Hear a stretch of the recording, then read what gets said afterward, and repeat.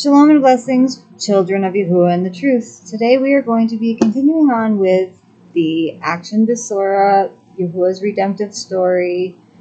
We are on video 32.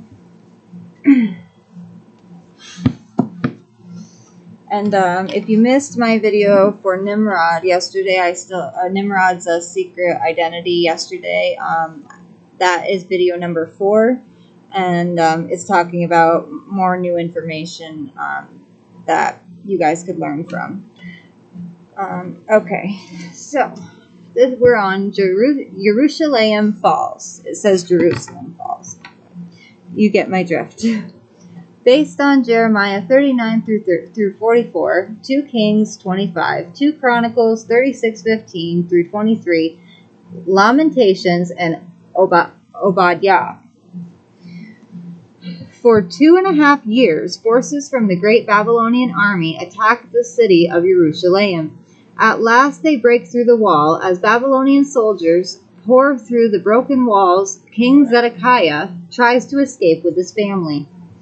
The Babylonians capture Zedekiah before he can reach the river. They put out his eyes and bring him to the captain of the guard. Since you couldn't see your duty to King Nebuchadnezzar, now you will see nothing ever again. Take him to Babylon. But King Nebuchadnezzar had heard of Jeremiah's prophecies all the way from Babylon. His captain has special instructions. Jeremiah, we know that you are faithful to your Elohim, because you have tried to keep your country from rebelling against us. You are free. Go wherever you want and live wherever you want. If you come back with me to Babylon, I will make sure that you have wealth and comfort for the rest of your life. Thank you, but no. I must stay here to help Yahuah's people who have been left in Yasharal without a leader.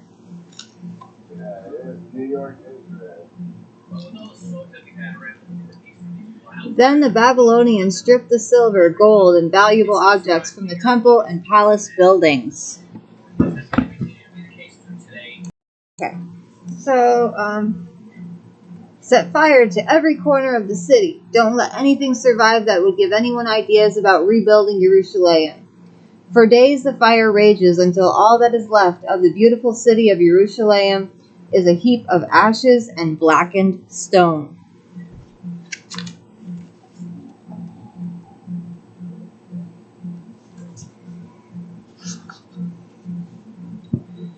To lament means to express sorrow.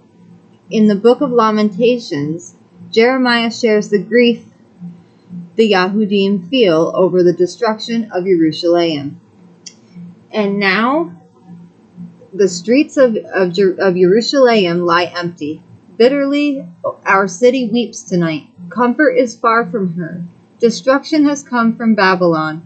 Enemies have taken her treasures. For the Adonai has rejected her, but remember, Yahuah's great love will not let us be burned up forever. His love will never fail, because it is new every morning. Great is Yahuah's faithfulness. Jerusalem, daughter of Zion, you will return. Keep your heart strong and your eyes focused on the Adonai. Adonai, your throne will last forever. May you restore us and bring us back to you. Yasharal's ancestor Yaakov spent a lifetime fighting with his brother Esau. Now Esau's descendants, the Edomites, celebrate that their cousins in Jerusalem have been conquered. The prophet Obadiah scolds them for their heartless attitude. You should not kick your brother when he is down. Do not take joy over the people of Yehudah in the day of their destruction, and do not mock their troubles, for these same troubles will come to you someday. Prophet Obadiah. Okay. The Babylonians set up headquarters at Mizpah, and appoint Gedaliah as governor.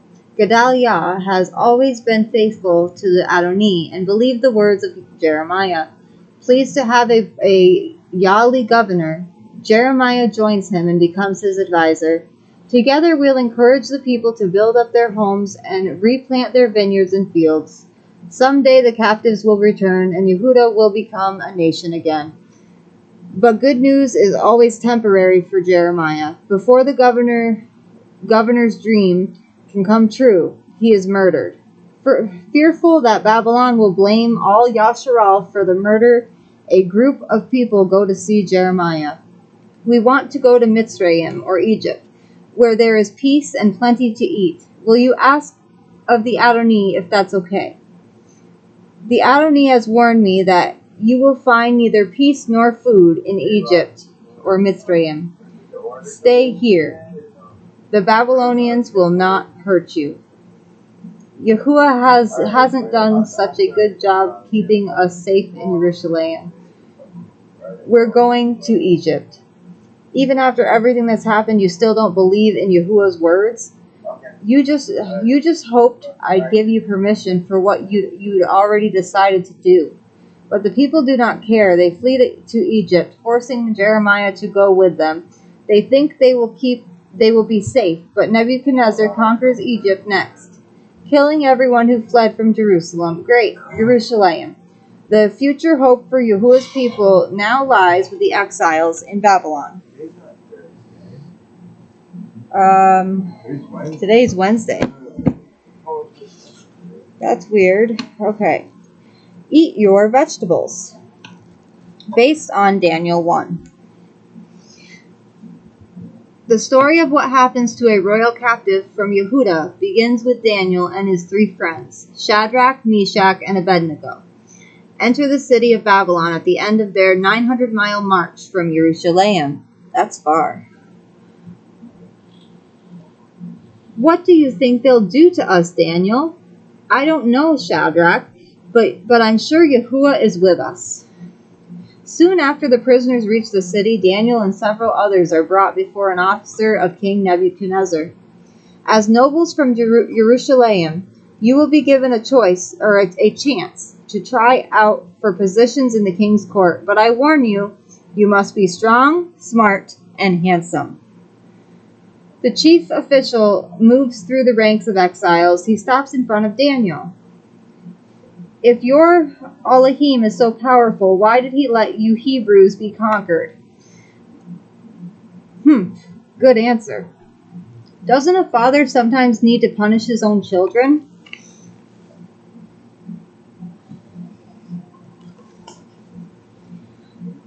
The next day. You have been chosen. Now you'll be given 3 years to study under our wise men. After that, the king himself will choose those best qualified to be his advisors. As a bonus, you will get to eat the extra food from the king's table. The young men are assigned a room at the palace to begin their studies. Even though they are technically captives, they receive the best of everything, including the king's food. Here you go, the best food in the kingdom. It's even been blessed by our Elohim Marduk. We can't eat this. It's been dedicated to the Babylonian idols. Thank you for the honor you have shown us, but our Hebrew laws forbid us from eating your meat and wine. Please just give us plain vegetables and water. Vegetables and water? That's not enough food for growing young men. I need you looking strong and well-fed, or the king will have my head. How about this? Test us for a few days. Let us eat our plain food, and then see how we compare to the others. For 10 days, the other trainees eat their steak and fine wine taken from the temple of Marduk. Daniel and his 3 friends eat nothing but boiled vegetables and water.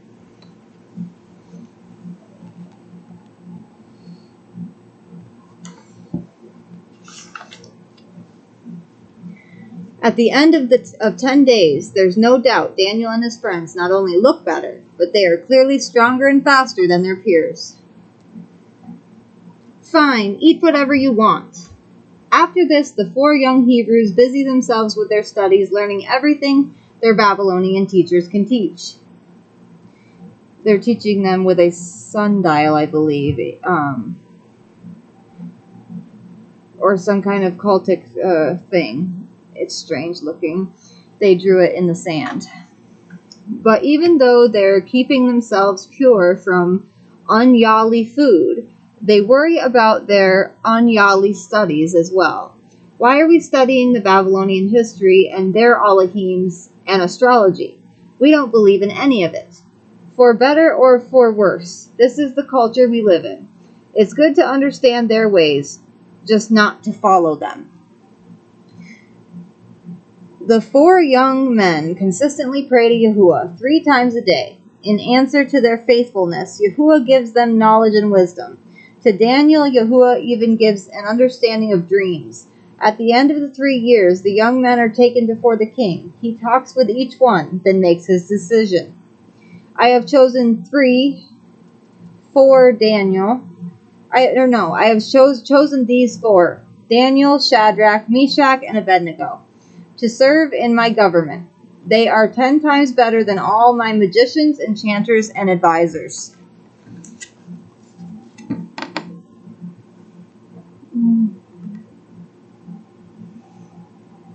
And this is where they were chosen. Okay. A deadly dream, based on Daniel 2. Daniel and his friends become popular members of the king's court, but one day the king has an unusually difficult problem, and he calls for his older, more experienced advisors. I had a strange dream that is bothering me. I want to know what it means. Of course, Your Highness. Tell us what you dreamed, and we will interpret it for you. No, this is what I've decided to do. If one of you can tell me what it was and what it means, I will reward you greatly. But if you get it wrong, I'll cut you into little pieces and burn your house down. We can tell you what a dream means, O king, but no one can tell you what you actually dreamed. Only the Elohims themselves could do what you ask. Just what I thought. You are deceivers and liars, all of you. And you do not truly understand the supernatural. Put these men to death, and every wise man in my kingdom. The captain of the king's guard is forced to carry out his ugly task. I'm sorry, Daniel, you and your friends are under arrest. The king has ordered all of his wise men put to death. Put to death? Why? What have we done?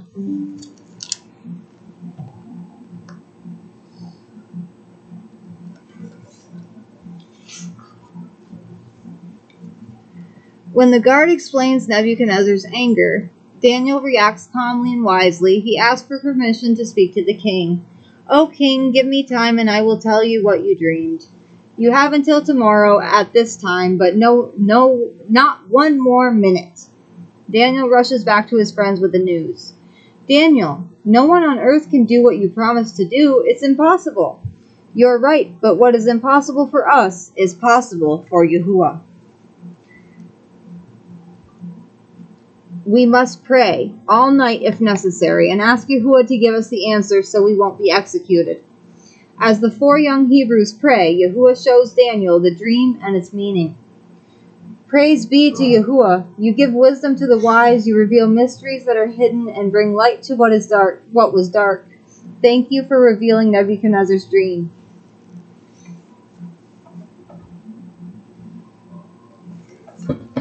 One second, guys. It's getting a little warm in here. Yeah, I know. Okay. The next day. Have you come to ask for more time, or can you tell me my dream? No man can do what you have asked, but there is an Elohim in heaven who has shown your dream to me. You saw a mighty statue. Its head was made of gold, its shoulders of silver, and its legs of bronze and iron. But its feet were made of clay. When you saw a large stone strike at the feet of the statue and break it into many pieces. Yes, that's right. But what does it mean? The head of gold stands for you and your great kingdom. Other lesser kingdoms will follow, but after they fall, Yahuah will set up a kingdom that will never be destroyed. Your Elohim is Elohim above all Elohims, and you shall be ruler of the province of Babylon over all the wise men whose lives you've saved today.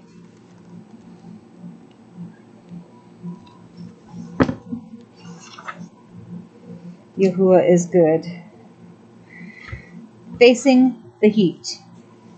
And this is the last story we're going to be reading today from Yahuah's Redemptive story. Based on Daniel 3. Thanks to Daniel's miraculous interpretation of the king's dream, Nebuchadnezzar promotes him and his 3 friends to high positions in government. Years pass and the 4 Hebrew men rule wisely and well, but the news does not make the king's other advisors very happy. Why should foreigners get power and honor instead of us? We have to get rid of Daniel. Not now, he's too powerful, but if we can turn the king against Daniel's friends, we might be able to cause trouble for Daniel. Their opportunity comes when Nebuchadnezzar conquers Jerusalem. The king decides he's greater than all Elohims and builds a statue of himself. All of his officials must worship it, or be thrown into a fiery furnace. The king is playing right into our hands. He doesn't know that the Hebrews will only worship their Elohim. Daniel holds to high a position for any one of us to report him, but not his friends. Right, and tomorrow when the trumpet sounds for all people to bow before the statue, we'll keep our eyes on Shadrach, Meshach, and Abednego.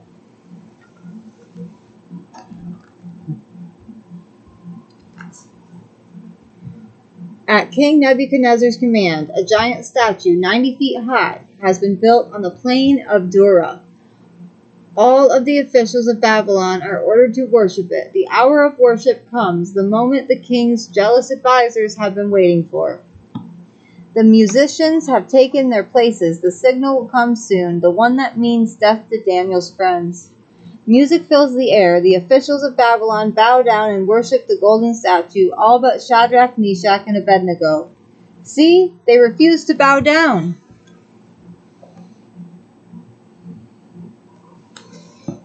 So he had a statue crafted like the one in his dream, but the feet are not made of clay in this one.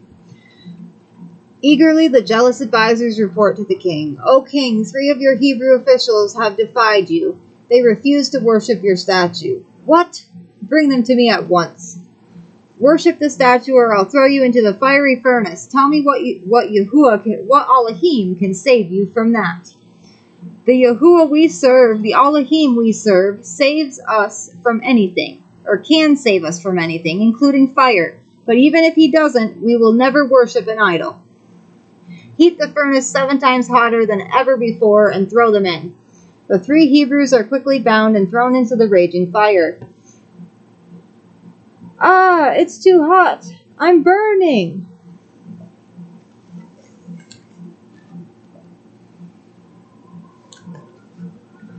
But when the king looks into the furnace, they're alive. The flames haven't even touched them. "Didn't we throw 3 men into the fire?"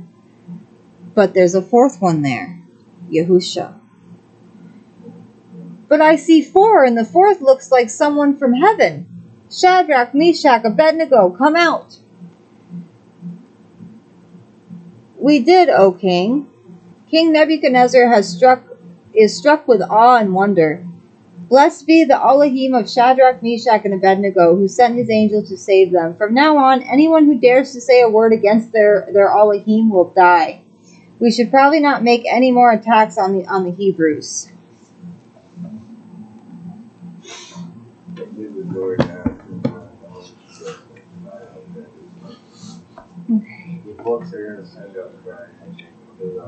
The book's on Friday? Or tomorrow. Okay. Laundry and book. Okay. All right. So that was the end of Yahuah's Redemptive story for today. We still have a ways to go, but we've gotten pretty far through this book. I'm happy you guys have stuck with me through this, and I hope your children are learning a love for Yahuah through the trials and tribulations that the people in this book have been going through, and then Yahuah saves them. Just like the story today, the lesson here is don't worship idols, and if you're thrown into a fire, Yahuah will save you. This happened back in those times. So we need to keep as strong a faith as Shadrach, Meshach, and Abednego had in our Elohim Yahuah. And he will get us through any situation that we are in our lives. Just pray and praise his name every day. And it's time to praise Yahuah. Torah. Rabba, Abba Yahuah, Torah Rabba, Abba Yahuah, Hallelujah, Hallelujah, Hallelujah.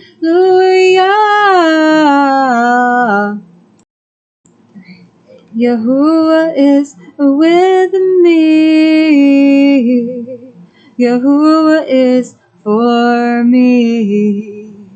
Yahuah is greater than all of these things. If Elohim is for me, then who can be against me? Yahuwah's name will always be praised. I actually finished this whole song, and there will be a full version soon. I'm just waiting for I'm waiting to try to get some background music to put with this song. I love you all, children of Yahuah and the truth, and Mama and Papa Bear, warriors of Yahuah and the truth, thank you for teaching your children with these videos. Shalom and blessings. I love you with an everlasting love as Yahuah loves each and every one of us. Shalom.